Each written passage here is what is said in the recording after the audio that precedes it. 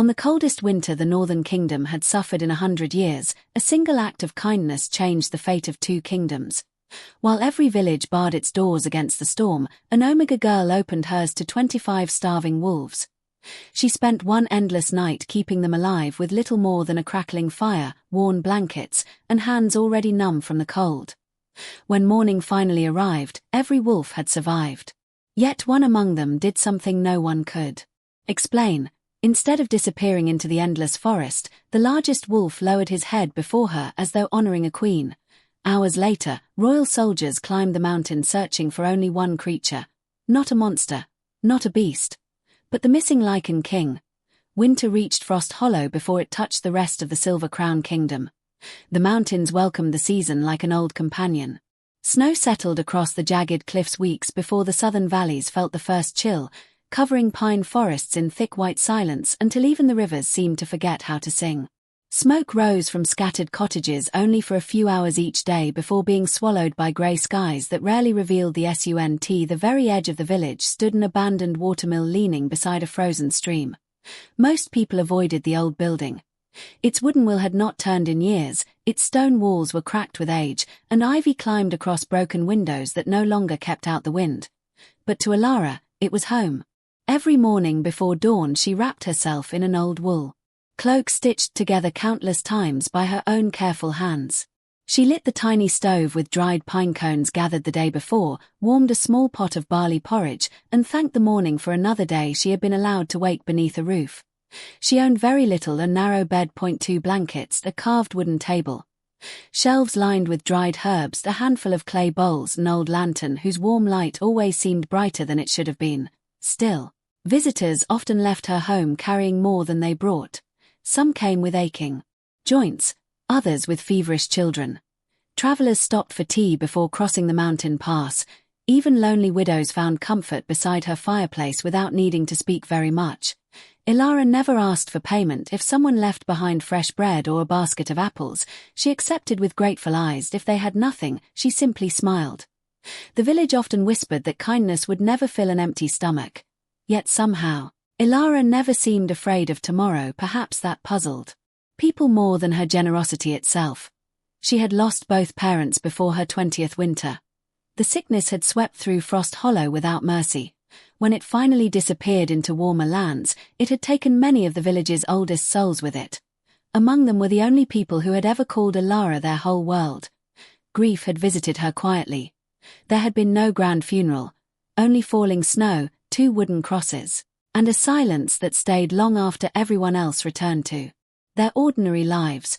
From that day forward, she learned to survive alone. She gathered herbs hidden beneath rocky slopes, collected mushrooms after autumn rains, traded healing salves for flour, mended broken roofs before storms arrived. She became someone the village relied upon, but never someone they truly welcomed.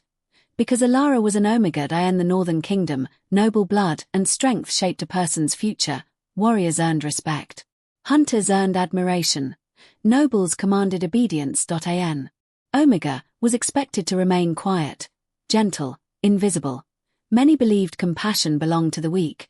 Elara never argued. She simply continued helping those who looked away whenever she passed. The first snowfall of deep winter arrived earlier than anyone expected. It began gently. Tiny white flakes drifted through the forest like feathers escaping unseen wings. Children laughed as they chased them through the square. Merchants hurried to pack their wagons. Hunters returned carrying the last deer they expected to find before spring. Then everything changed. By evening the wind began to howl, not across the mountains, but through them. The sound rolled between cliffs with such force that windows rattled inside their frames. Trees bent until branches snapped. Birds vanished. Even the village dogs crawled beneath porches without making a sound. Old Martha, the oldest woman in Frost Hollow, stared toward the northern peaks with frightened eyes. "I've heard that wind before," she whispered. "No storm sings like that unless something ancient has awakened." Few listened. Most people hurried indoors before darkness swallowed the valley. The snow thickened until houses disappeared behind curtains of white. Paths vanished. Fences disappeared. The world became nothing but wind and ice. Elara secured the shutters of the mill one by one. Each gust pushed against the wood so fiercely she feared the entire building might collapse before dawn. She placed another log upon the fire and checked the shelves. Only one sack of barley remained, half a loaf of rye. Bread, several dried roots. Enough to survive perhaps another week if the roads reopened soon. She smiled anyway. It will be enough. The words were spoken only to the quiet room. Outside, the storm answered. Hours passed. The fire burned lower. The lantern flickered softly beside her chair while she stitched a tear in her winter gloves. Then, she froze a tea first. She thought it was merely another cry carried by the wind, a branch breaking, a distant tree falling beneath heavy snow. But there it was again, longer this time, higher, filled with pain. A howl, not one wolf, several. Then another and another, each cry weaker than the last. Elara slowly lowered the needle into her lap.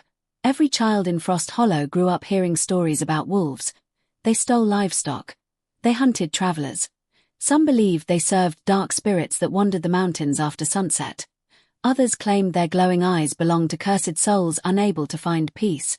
Parents warned children never to follow a wolf's cry, not even once, especially during winter. Elara stood beside the window. The glass had frosted so completely she could see nothing beyond her own reflection. The howls came again.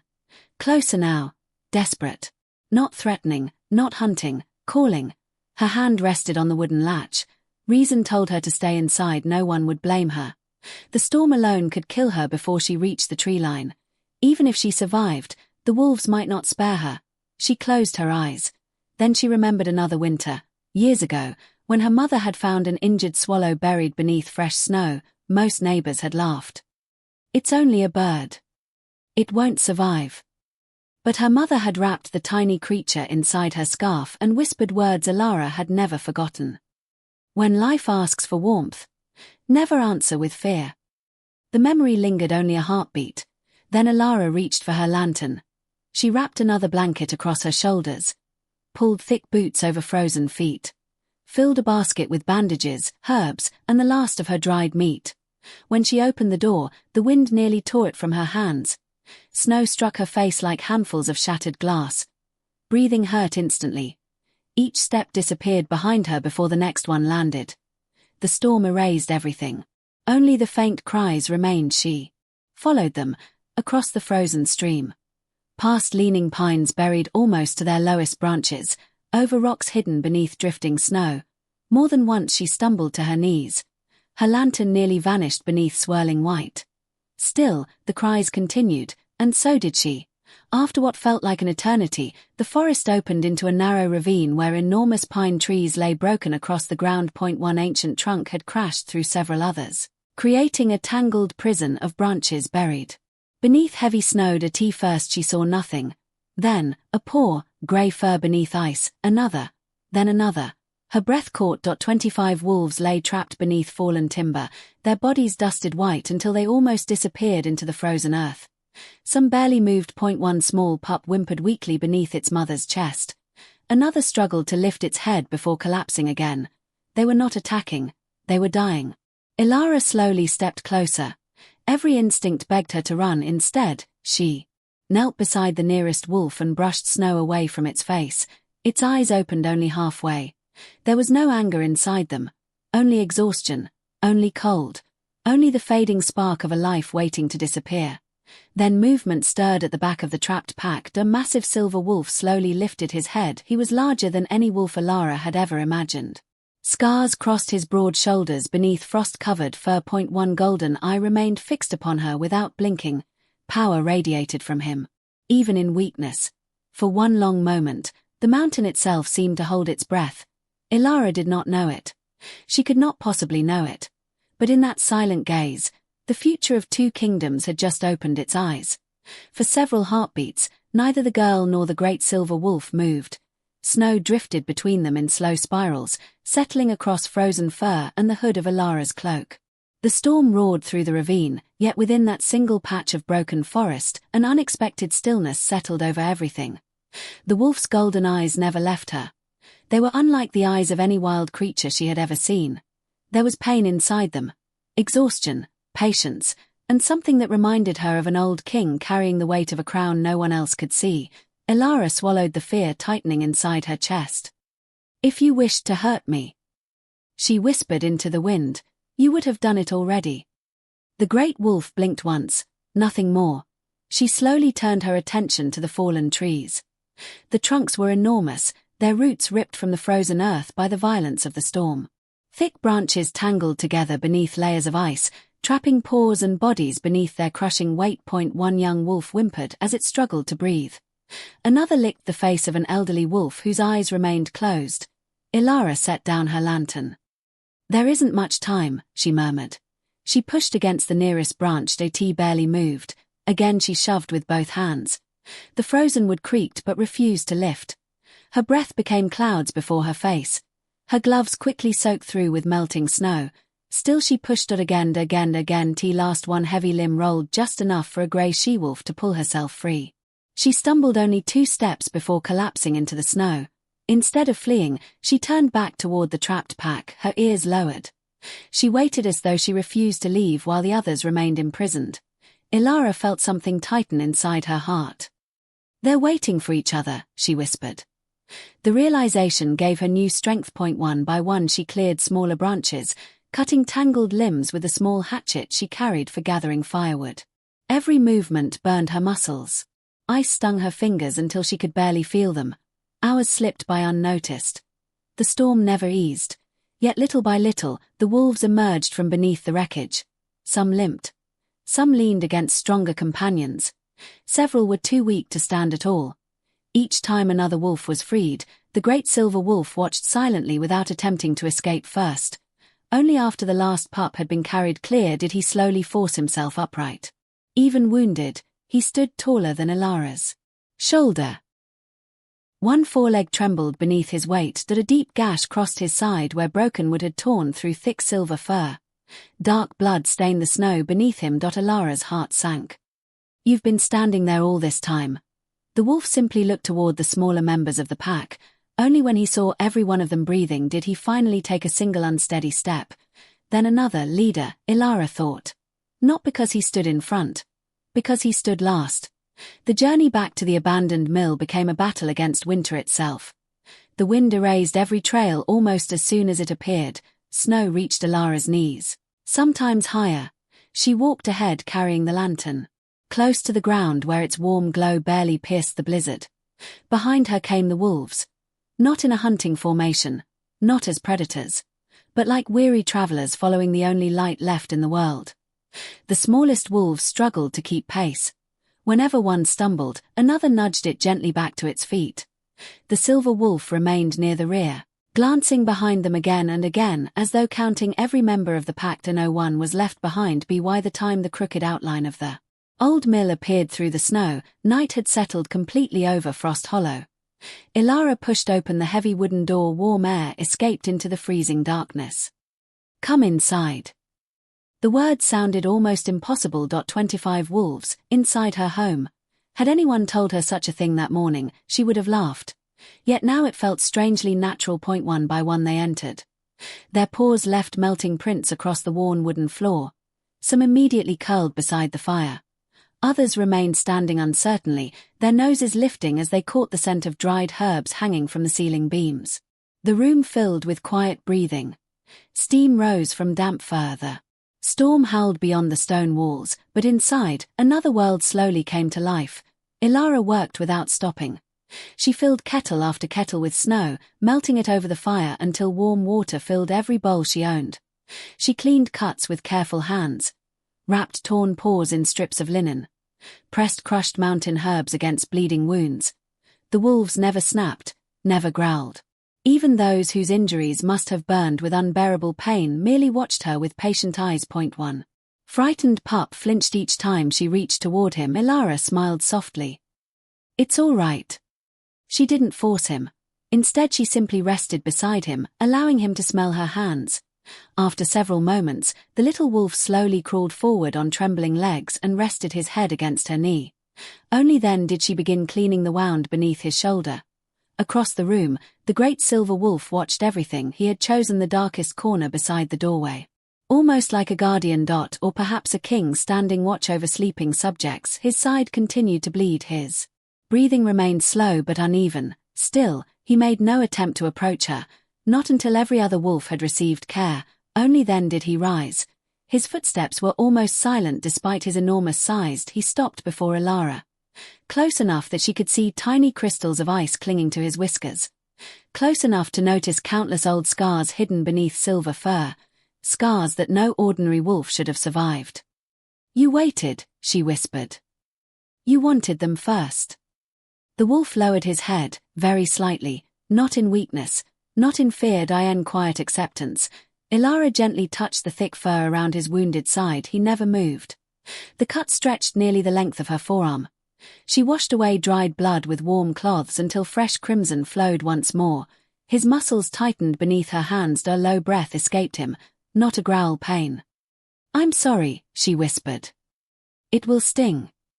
She crushed healing herbs between smooth stones until fragrant oils filled the room: pine, juniper, winter sage. The familiar scents calmed her racing thoughts. Carefully she packed the medicine into the wound before wrapping long strips of clean linen around his ribs. When she finally tied the last knot, the wolf looked at her for a very long moment. Then, with surprising gentleness, he lowered his great head.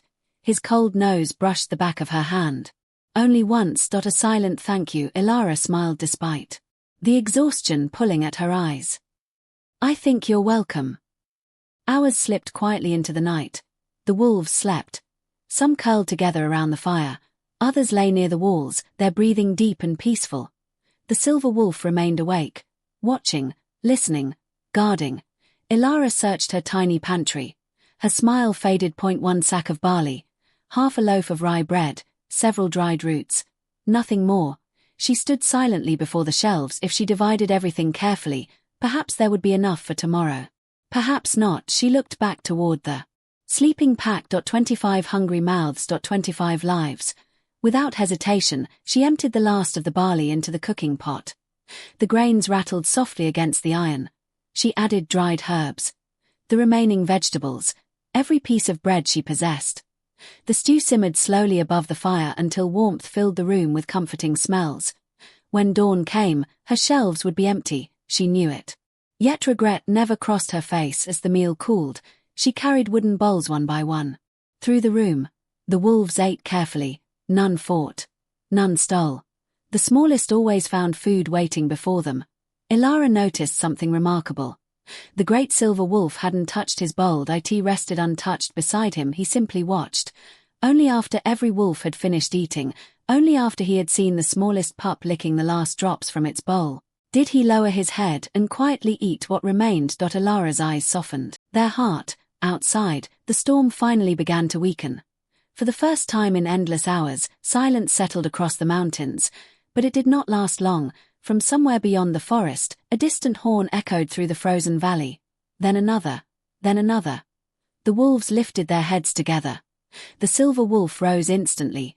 Every muscle in his body tightened. His golden eyes turned toward the snow-covered windows. Another sound followed. Not horns this time, hoofbeats, many of them, steady, growing closer.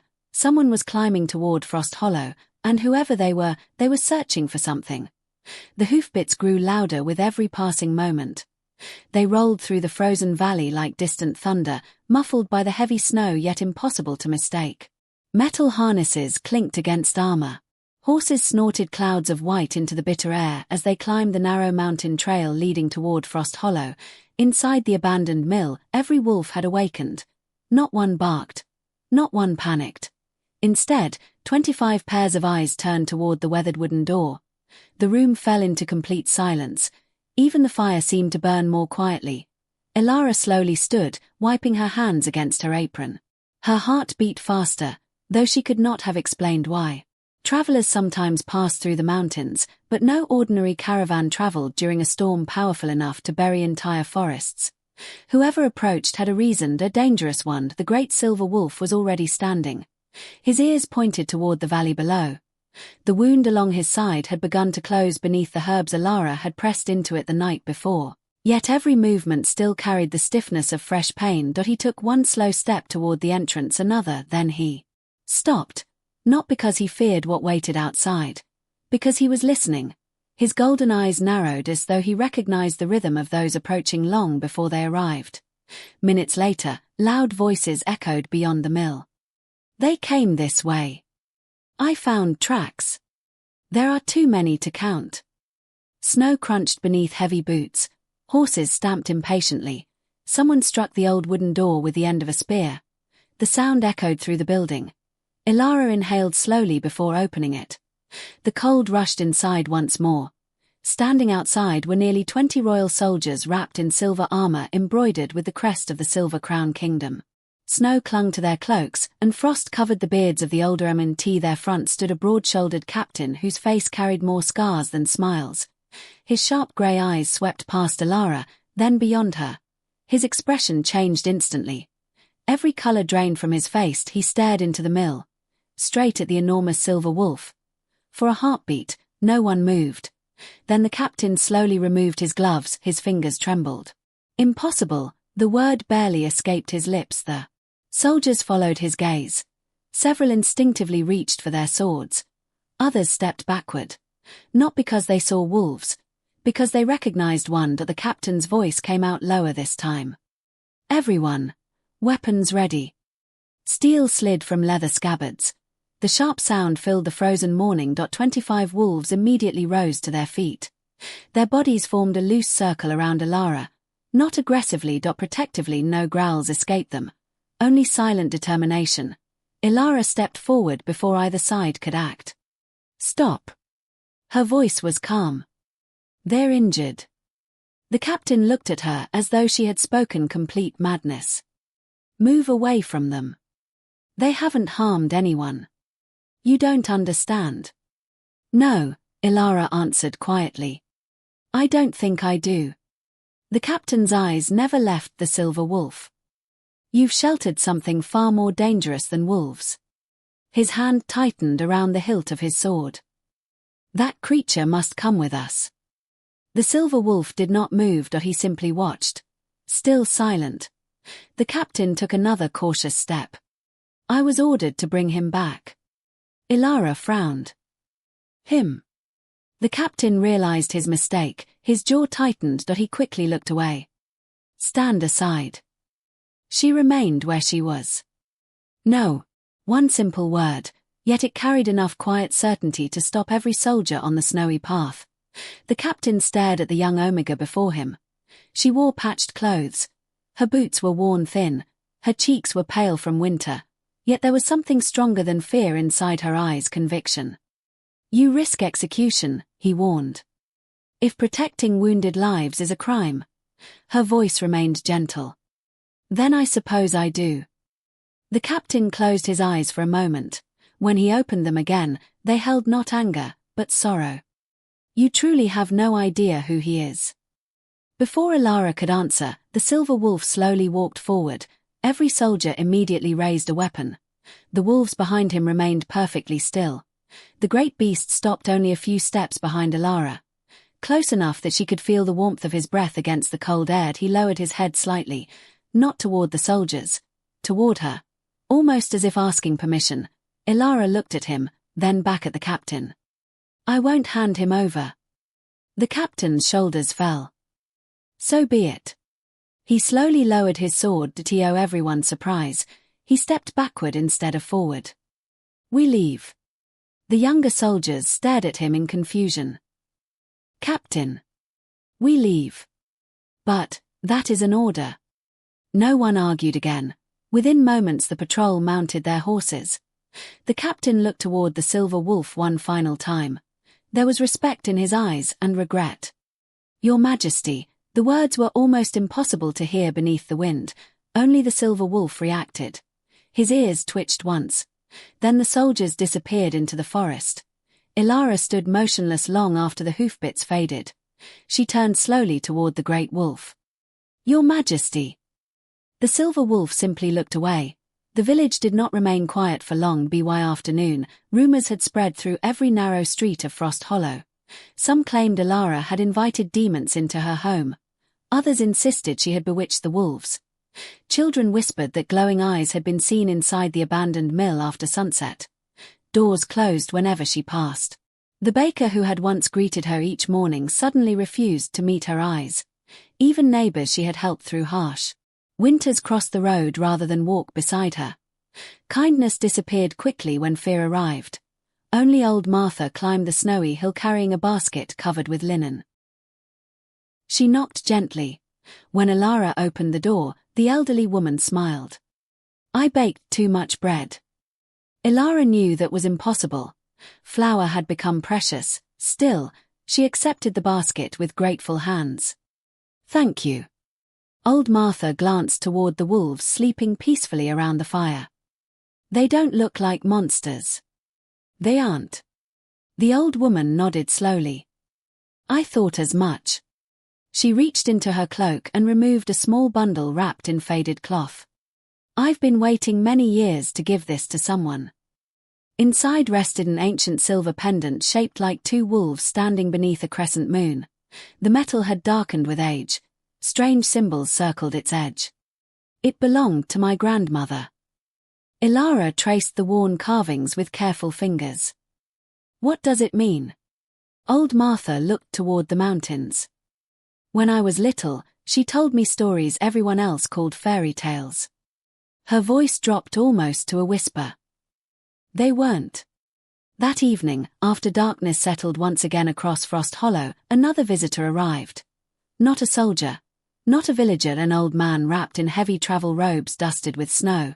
His walking staff had been carved from pale mountain ash, and small leather satchels filled with herbs hung from his belt.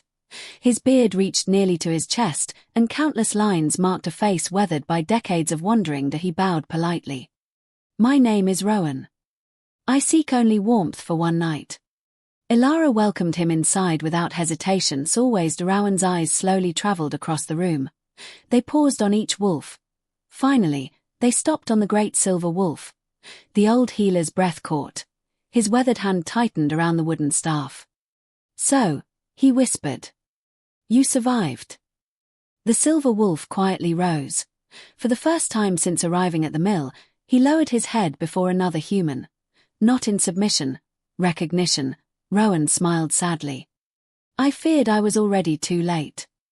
That night, after every wolf had fallen asleep, Rowan and Elara sat beside the dying fire. Outside, snow drifted peacefully beneath a sky filled with stars. The old healer warmed his hands over the glowing embers before speaking. "The stories your kingdom tells about wolves," he shook his head, "were written by frightened men." Elara listened without interrupting.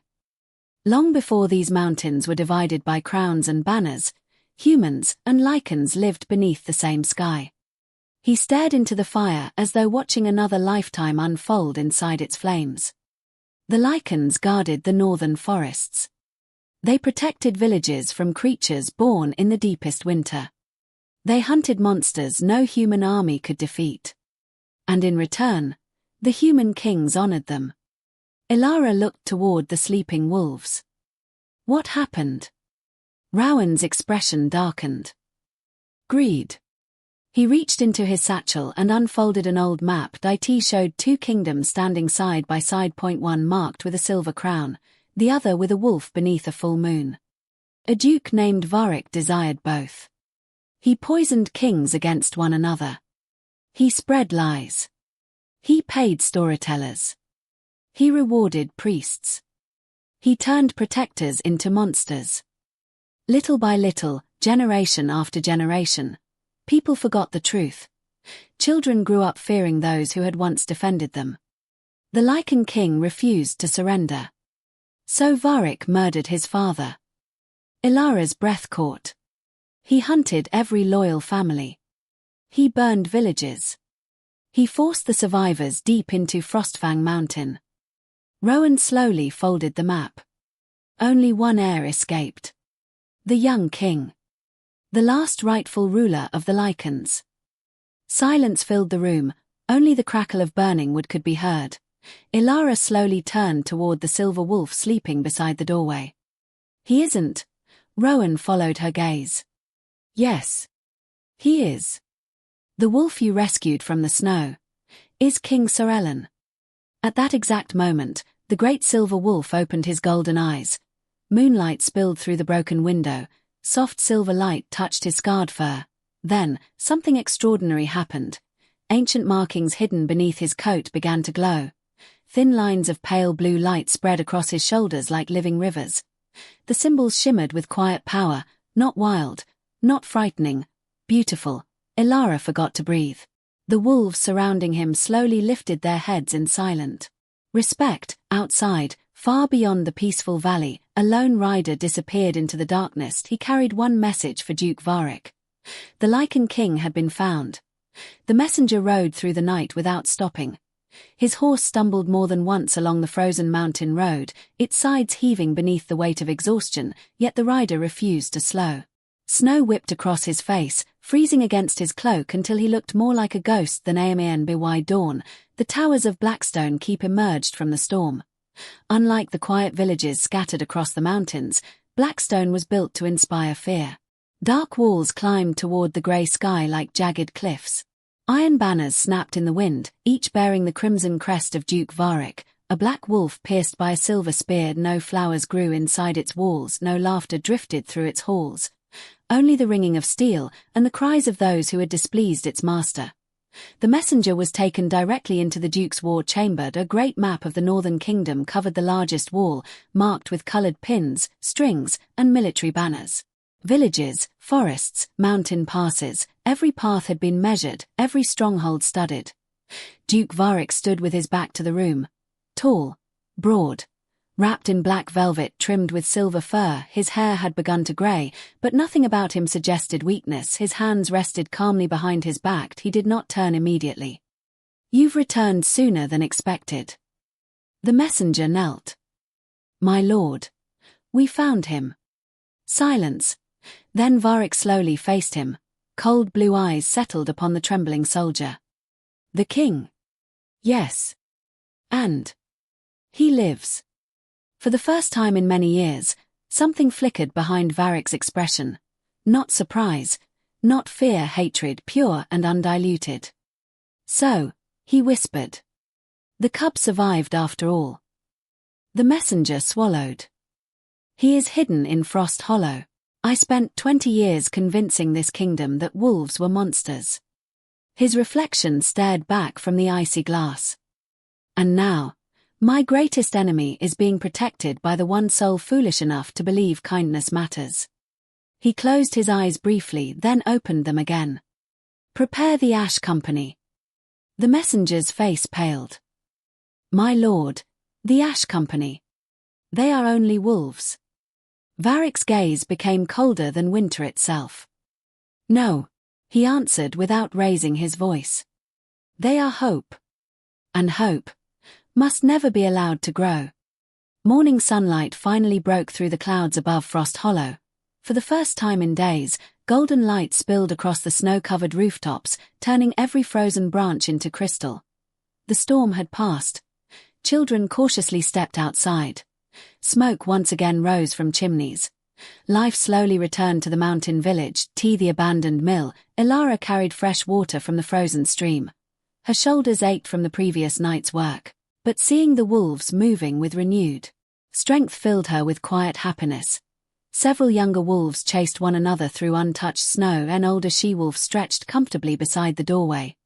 The injured pup whose shoulder she had treated the day before now managed a clumsy trot across the yard before tumbling into a snowdrift. Elara laughed softly. The little wolf looked almost offended before shaking snow from his ears and trying again.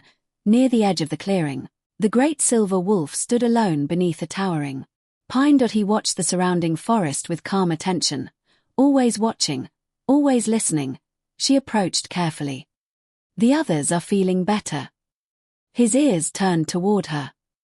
The herbs worked. He glanced down at the bandages wrapped around his side. The wound had nearly closed.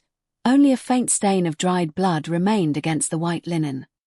"You heal faster than anyone I've ever seen." The wolf looked away toward the mountains. A cold breeze stirred his silver fur. For just a heartbeat, sadness crossed his golden eyes. It appeared and vanished so quickly Elara wondered whether she had imagined it.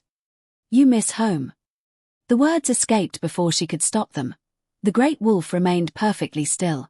His silence answered more honestly than words ever could.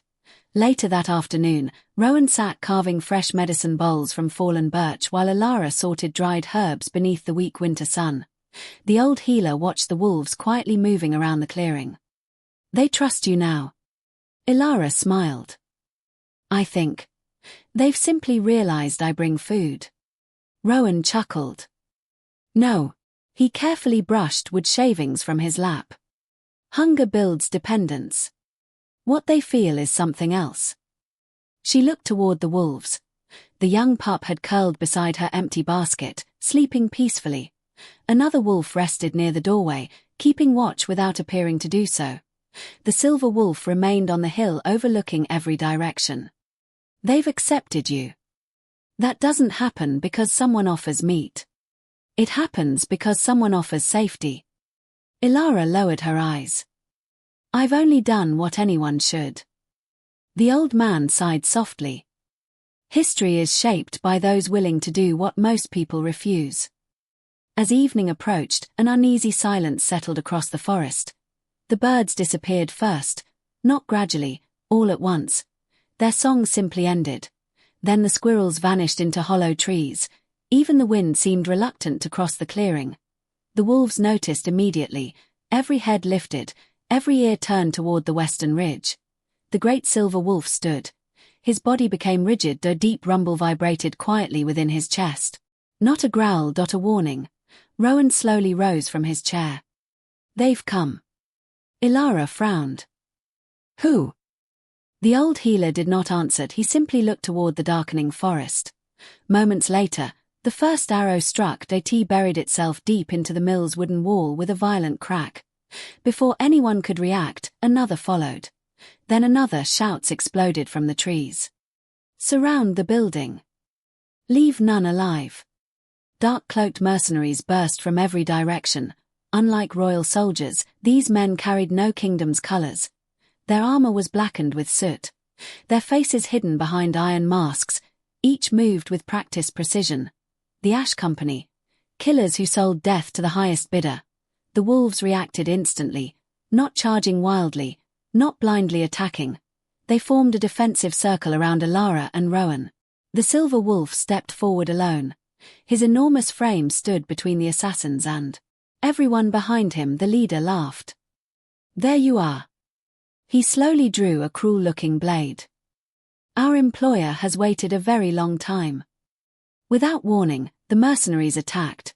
Steel flashed beneath the fading sunlight. Arrows hissed through the air. The wolves scattered with astonishing coordination. Instead of charging recklessly, they moved like flowing water. One dodged beneath a sword before knocking its wielder into the snow. Another pulled an attacker away from Rowan without delivering a killing bite. Again and again, they chose restraint over revenge. Elara saw one assassin lose his footing near the frozen stream. A younger wolf stood over him. Its jaws could have ended the man's life in an instant. Instead, the wolf simply stepped back, allowing him to flee. "They don't want to kill," she whispered. "They're only protecting us." Her realization came too late. The second group of mercenaries had circled behind the mill. One hurled a burning torch through the broken upper window. Dry beams caught fire immediately. Orange flames climbed ancient wood with terrifying speed. Smoke poured into the evening sky. "The pups." Elara gasped. Two of the youngest wolves had hidden inside when the attack began. Without thinking, she ran. "Elara." Rowan's warning disappeared beneath the roar of flames. She threw open the burning door. Heat struck her face so fiercely tears filled her eyes instantly. Smoke swallowed the room. The ceiling groaned overhead. She could barely see. Then, a frightened whimper, near the far corner. She stumbled through falling embers until she found the two trembling pups trapped beneath a collapsed beam. "It's all right. I'm here." She shoved against the heavy timber. It refused to move. Again she pushed. Her hands slipped. Splinters tore into her palms. The beam shifted only an inch. Another crack echoed above. Part of the roof collapsed behind her.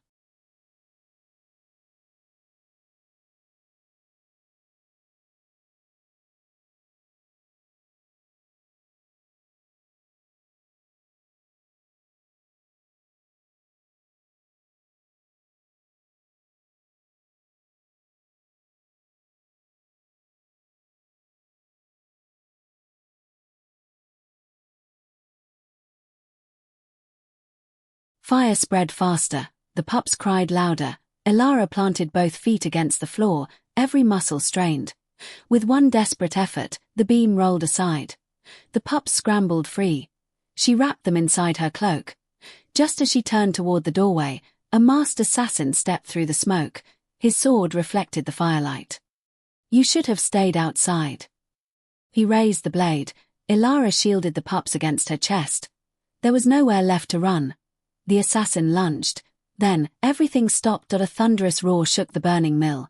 Not the roar of flames. Something older, something powerful enough to make every mercenary outside freeze where they stood. The assassin turned. Too late. The great silver wolf burst through the wall itself.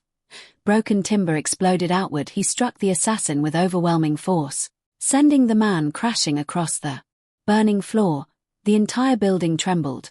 The wolf stood between Elara and danger. His body glowed. The pale blue markings beneath his silver fur blazed brighter than ever before.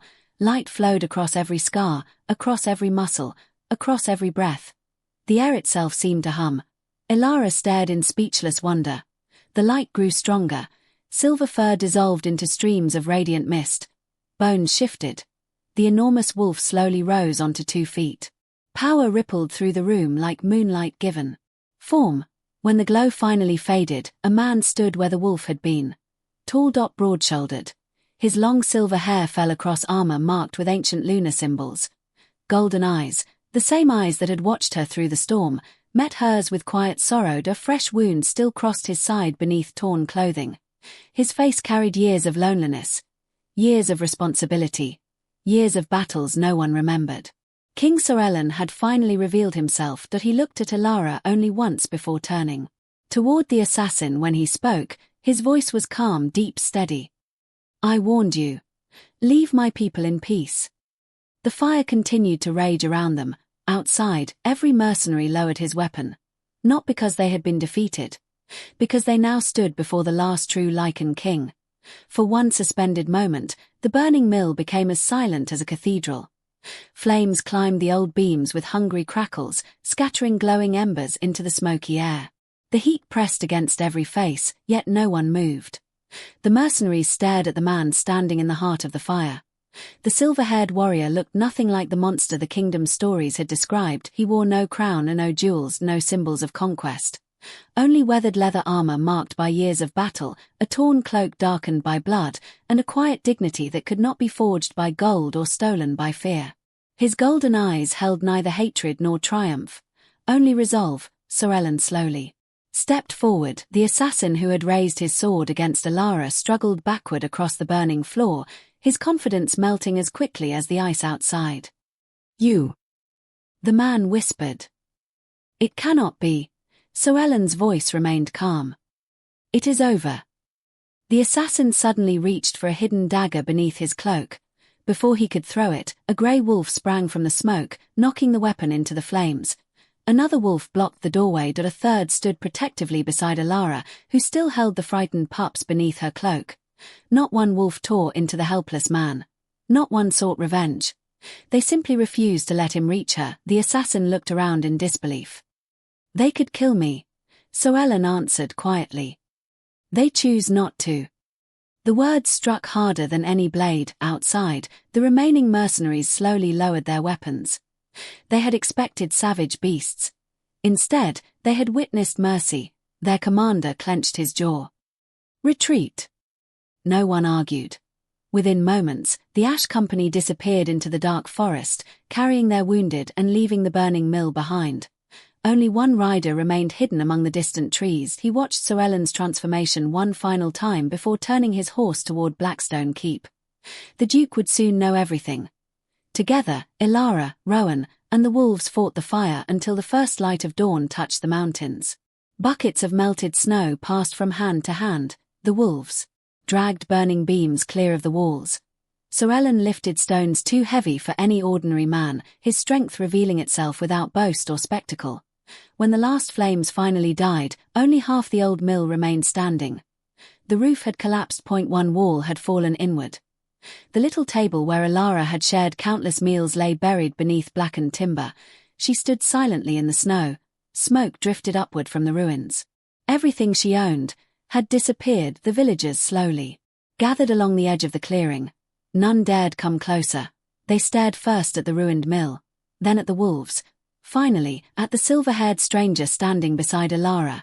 Fear still lingered in many eyes, but something else had appeared beside it. Confusion. The stories they had believed all their lives no longer matched what stood before them. Caelan noticed the frightened faces. Without a word, he stepped away from Elara. "I should leave." His voice was quiet enough that only she and Rowan heard him. "Their fear belongs to me." Elara looked toward the smoking ruins. "You've lost your home because of us." She slowly shook her head. "No. It burned because of hatred." She turned to face him. "I've treated wounded children. I've buried neighbors. I've watched storms destroy harvests. And now I've watched wolves risk their lives to save mine." Her eyes never left his. "I know which one is evil." For the first time since revealing his true form, something softened inside Caelan's expression. Not relief, not happiness. Hope, a feeling he had almost forgotten. 3 days later, they left Frost Hollow before sunrise. The villagers watched silently from their doorways as Elara packed what little remained of her belongings into a small wooden cart, a kettle, several blankets, her herb satchels, the silver pendant old Martha had given her. Nothing more. The 25 wolves surrounded the cart in quiet formation, not as guards as family. Old Martha approached just before they departed. She placed both hands around Elara's. "Your mother would be proud." Elara's eyes shimmered. "I wish she could have seen this." The old woman smiled gently. "I think." She looked toward the pale morning sky. "Perhaps she has." Without another word, Elara embraced her. Then the little caravan disappeared into the endless pines. Their journey carried them deeper into the Frostfang Mountains than any map sold within the human kingdom. Ancient forests stretched endlessly beneath towering cliffs. Frozen waterfalls hung like crystal curtains. Massive stone arches, carved by forgotten ages, rose above narrow valleys where sunlight reached only a few hours each day. Here, nature still ruled. Human kingdoms felt very far away each evening. They made camp beneath enormous cedar trees. Caelan gathered firewood before anyone else could ask. The wolves hunted deer and rabbits far from nearby villages, never taking more than they needed. Elara prepared warm stews from herbs, roots, and whatever game the pack returned with. Slowly, the fear between human and Lycan faded. One quiet evening, while snow drifted gently through the branches, the youngest wolf pup climbed into Elara's lap as she repaired Caelan's torn cloak. The little creature yawned before falling asleep against her. Caelan watched from across the fire. He never trusted strangers. Elara smiled without looking up. "Perhaps he doesn't think I'm one." A faint laugh escaped Caelan. It was brief, almost uncertain, as though laughter belonged to another lifetime. The sound surprised even him. Days later, Rowan led them to a forgotten valley hidden behind walls of black stone. There stood the ruins of an ancient sanctuary. Massive pillars circled an open courtyard blanketed in snow. Time had broken many of the statues, yet several still remained. Each depicted a human standing beside a wolf. Not master and beast. Equals. Brothers. Protectors. At the center rested a great stone altar carved with two joined hands surrounded by moonflowers. Rowan removed his gloves and gently brushed centuries of snow away from the ancient carvings. "This," he whispered, "is where the first pact was sworn." Elara slowly approached. The moment her fingers touched the cold stone, a soft silver light spread through the old symbols. The wolves immediately stood, every head lowered. Even Caelan stepped back in astonishment. The light grew brighter. Ancient words, long hidden beneath frost and time, slowly revealed themselves across the altar. Rowan's weathered voice trembled as he read. "When hatred divides the kingdoms once more, the Heart Keeper shall restore what swords cannot. She will not rule by fear, she will not conquer by blood. Her kindness shall become the bridge between moon and crown." Silence filled the valley. Elara slowly withdrew her hand. "I don't understand." "You don't have to." Rowan smiled gently. The prophecy was never about power. He looked at the wolves surrounding her. It was always about compassion.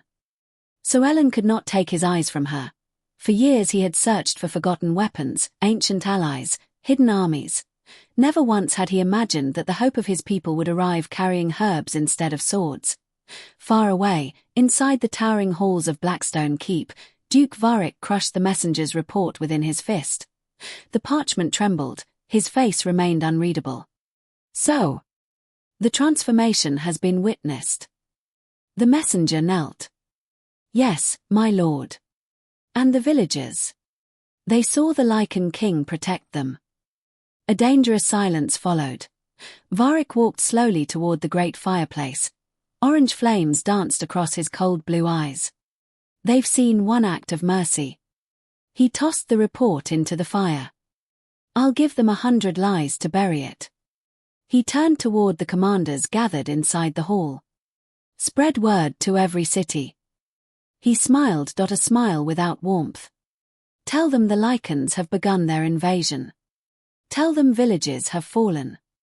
Tell them children have disappeared. Tell them anything. One commander hesitated. But, my lord, none of that is true. Varric's eyes settled upon him. Truth. He spoke the word almost with amusement. Is whatever frightened people choose to believe. The commander lowered his head and no one questioned him again. Within days, black banners rode across the kingdom. Church bells rang. Town criers shouted through crowded marketplaces. Panic spread faster than winter itself. Parents pulled children indoors. Hunters sharpened old spears. Entire villages prepared for a war that had not yet begun. Every false story became another stone in the wall Varric built between humans and Lycans. Unaware of how quickly fear was spreading, Elara and her companions continued toward the hidden Lycan lands. One evening, as the sun disappeared behind distant peaks, they reached a narrow mountain pass overlooking a vast valley. Caelan stopped walking, his breath caught. Far below, stone towers emerged from the snow. Ancient bridges crossed frozen rivers. Thousands of lanterns glowed softly beneath towering cliffs. The Lost Lycan Kingdom, his home, his people. Many had believed it no longer existed. Yet smoke still rose from warm hearths, children still laughed somewhere. Beyond the walls hope still lived. Elara stepped beside him. It's beautiful. Caelan nodded slowly. It was. His voice carried quiet pain. And perhaps, he looked toward the valley where his people waited, unaware that their king had finally returned. It can be again. Neither of them noticed the black raven circling high above the mountain pass. It turned once, then flew south. Straight toward the royal capital. Toward Duke Varric. Toward the final battle that would decide whether two kingdoms would be united or buried forever beneath the snow. The hidden Lycan Kingdom welcomed its king in silence before it welcomed him with joy. As Caelan descended the winding path into the valley, the gates of the mountain city slowly opened with a deep groan that echoed. Between the cliffs, snow drifted from the ancient walls as dozens of silver-armored guards stepped forward. For a long moment, no one moved. Then an elderly Lycan with white hair and a weathered face dropped to one knee. His sword rested across his palms. My king. His voice cracked beneath the weight of years. You came home. Only quiet disbelief. Then someone whispered, Caelan. Another voice answered. The king has returned. Moments later the valley erupted. Joy rolled through the streets like spring breaking apart winter ice. Bells rang from the highest towers. People embraced strangers. Mothers wept openly. Children laughed without understanding why every grown face around them suddenly carried tears. Caelan remained stilled. He looked across the city that had waited for him through years of loneliness and exile. He had dreamed of this moment countless times. Yet standing there, he found no words. Instead, he simply bowed.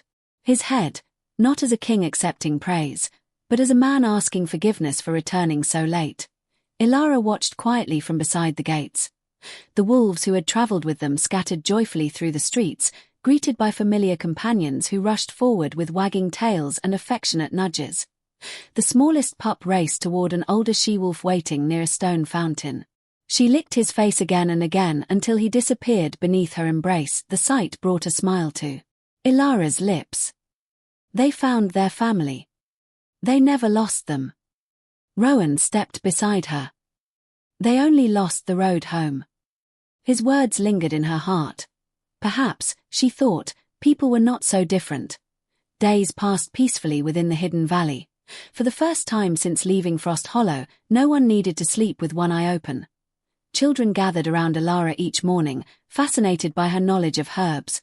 She taught them how to recognize healing plants hidden beneath the snow, how to prepare warm teas for fever, how to wrap broken bones gently enough that they could heal. The elderly welcomed her into their homes. Hunters left fresh meat outside her door. Mothers insisted she never eat alone. She had arrived as a stranger. Within days, she belonged. Even the wolves seemed lighter. They played openly through the snowy fields. Their howls echoed across the mountains not as cries of warning, but as songs of home. Only Caelan remained restless. Each evening he climbed the highest tower overlooking the valley. From there he could see the distant mountains separating his kingdom from the human realm. He knew peace would not last. Not while Duke Varric still breathed. The storm arrived not from the sky, but from the south. Scouts returned one freezing afternoon with exhausted horses and faces drained of color. "They're coming." Caelan immediately descended from the tower. "How many?" "Thousands." The scout struggled to catch his breath. "Royal soldiers. Mercenaries. Siege engines. And..." His voice faltered. "They carry the banner of the human king." Silence spread across the council chamber. Rowan slowly closed his eyes. Varric has finally made his move. "Another coming." Her voice carried clearly across the silent field. "So look." She slowly turned toward the Lycans. Children hid behind smiling mothers. Old men leaned upon walking sticks. Healers carried baskets of herbs instead of weapons. The 25 wolves sat calmly in the snow. Not one bared its teeth. Not one growled. Confusion spread through the human ranks. Varric's expression darkened. He had not expected this. He spurred his horse forward. "Don't listen to her." He pointed toward Caelan. "That beast murdered your fathers." He pointed toward the wolves. "They'll slaughter your children." Fear rippled through the crowd once more. Varric smiled. The lie was working. Then, an old farmer stepped forward. His arm rested in a sling. Elara recognized him immediately. Months earlier she had treated his broken shoulder after a wagon accident. He removed his cap. "This girl." His rough voice carried farther than he expected. "Saved my life." Another villager stepped forward. Then another. The mother whose child Elara had healed, the merchant she had helped during a winter fever, a shepherd who remembered wolves leading lost sheep away from frozen cliffs instead of attacking them one by one. The lies began to crumble. Varric's smile disappeared. He drew his sword. "If fear will not move you." His eyes locked onto Elara. "Then her death will." With a furious shout, he charged. The battlefield erupted. Soldiers cried out. Horses reared. The human king shouted for Varric to stop. Too late. Varric's blade swept toward Elara. Before it could reach her, 25 wolves moved as one. Like silver wind racing across fresh snow, they surrounded her in a perfect circle. Not one attacked. Not one tore into horse or rider. They simply stood between her and the blade. Varric struck again. His sword met nothing but empty air. Caelan was suddenly there. He caught the duke's wrist before the next blow could fall. Their eyes met. "So many lives," Caelan said quietly. "Destroyed for one man's ambition." Varric snarled. "I built this kingdom. You built fear." Steel flashed. The duel lasted only minutes. Neither man wasted movement. Neither fought for pride. One sought power. The other sought peace. Finally, Varric lunged one last time. Caelan stepped aside. The duke's own momentum carried him forward. His sword flew from his hand, landing far across the snow. He fell to his knees. Breathing hard, defeated. The battlefield remained silent. Caelan placed his own sword upon the ground. He did not raise it. He did not seek revenge. Justice did not require vengeance. Royal guards loyal to the human king stepped forward and seized the duke. No one protested. Even his own commanders lowered their heads. His lies had ended. The aging human king slowly approached Caelan. For a long moment, the two rulers simply looked at one another. I believed the stories. The old king's voice carried deep regret. I should have searched for the truth. Caelan extended his hand. The truth still waits. The human king accepted it. Their hands met above the snow at a gesture that ended 20 years of hatred. The soldiers lowered their weapons one by one, the villagers followed. Children cautiously approached the waiting wolves. The youngest pup wagged his tail before gently licking the hand of a little human girl. She giggled. Laughter spread where battle cries had been expected. Winter itself seemed to exhale. Weeks later, the first pact was restored beneath the ancient sanctuary where Elara had first touched the glowing stone. This time the altar stood surrounded by both kingdoms. Humans, Lycans, children, elders, warriors, healers. No one stood apart. The ancient words carved into the stone shone once more beneath the moonlight. Caelan knelt before Elara, not as a king before a queen, but as a man honoring the one person who had changed the course of history through nothing more than compassion. You saved my people before you knew who we were. He looked into her eyes. You reminded me what it truly means to be a king. Elara smiled softly. I only opened a door. Caelan gently shook his head. You opened hearts. The 25 wolves gathered around them beneath the full moon. Their howls rose together into the quiet night, not cries of sorrow, not warnings of danger, songs of belonging, songs of home. Years later, travelers crossing the Frostfang Mountains would often stop beside a rebuilt watermill standing proudly near a frozen stream. Its will turned once more, smoke curled peacefully from its chimney. Children laughed in the yard while wolves rested beneath nearby pines without fear from those passing by. Old storytellers would smile whenever visitors asked how such an impossible peace had begun. They would point toward the mountains and tell of an Omega who possessed no army, no magic, no throne, only a heart that refused to close itself against suffering. They would tell of the night she rescued 25 freezing wolves during the coldest winter in 100 years, and how she never knew that among them walked a lonely Lycan king carrying the weight of 2 broken kingdoms because sometimes the greatest legends are not born from battles won with swords.